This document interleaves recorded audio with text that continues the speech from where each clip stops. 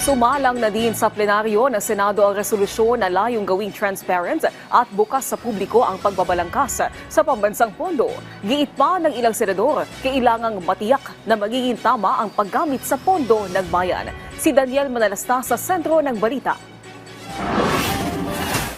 Sumalang na sa plenaryo sa Senado ang resolusyon na naglalayong maging mas transparent at bukas sa publiko ang pagbalangkas ng pambansang pondo. Si Senador Sherwin Gatchalian ang tumayo sa plenaryo para sponsoran ang Senate Concurrent Resolution No. 4. Tinukoy ni Gatchalian na 2 dokumento lang ang maaaring makita ng publiko sa pamamagitan online: ang National Expenditure Program o ang unang dokumento sa budget process at ang General Appropriations Act o ang naisabatas ng pambansang pondo. Sa itinutulak ngayon sa Senado, pati General Appropriations Bill na pinasa sa third reading at ang Bicameral Conference Committee Report ay i-upload na rin sa websites. Itinutulak din i-upload maging ang iba pang mahalagang dokumento tulad ng mga transcripts sa mga deliberasyon. Sa madaling salita, ang nakikita ng ating mga kababayan ay yung unang bahagi ng budget process at yung huli.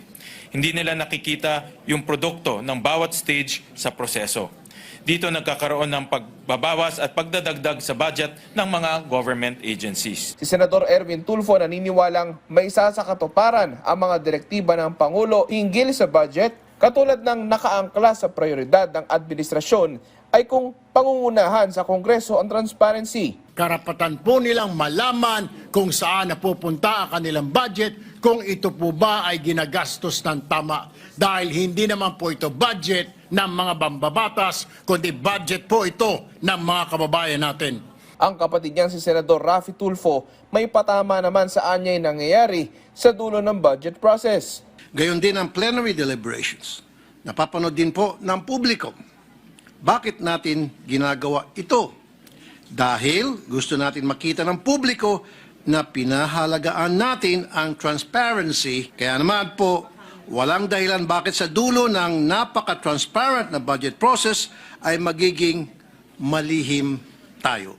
Ang ilan pang senador na tumayo iginiit na nais nilang maiwasan ang maling paggamit ng pondo dahil napipinsala rito ang ilang sektor tulad na lang ng edukasyon, kalusugan at marami pang iba. Bilang kanilang mga kinatawan, tungkulin natin na siguruhin ng tapat, responsable at makabuluhang paglalaan ng pondo. Kung wala tayong ginagawang mali, wala tayong dapat itago sa publiko. Kailangan natin magkaisa para sigurado na ang budget na inilaan sa 2026 ay tunay na para sa lahat ng Pilipino at para sa ating bayan. Inaasahan ngayong araw o sa mga susunod na araw, pagtitibayin ng mga senador ang resolusyon. Daniel Manalastas para sa Pambansang TV sa Bagong Pilipinas.